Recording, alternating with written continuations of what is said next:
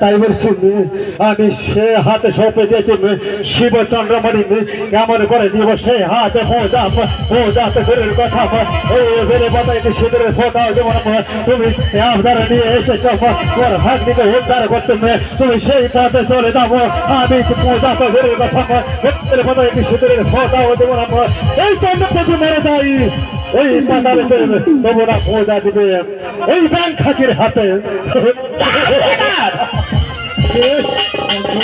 হ্যাঁ তবে আমি চলেই যাচ্ছি।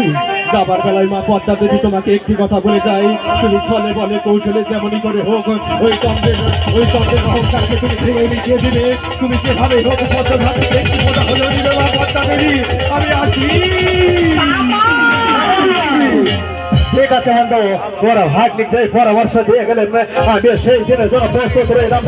আমি সেই রাস্তা পেয়ে বসে থাকবো, আমি দেখবো তুমি বন্ধু অর্জুন তুমি কি হবে ওর ভাগ নিকে দিয়ে আবার হাতে পূজা আদায় করে নিতে পারো।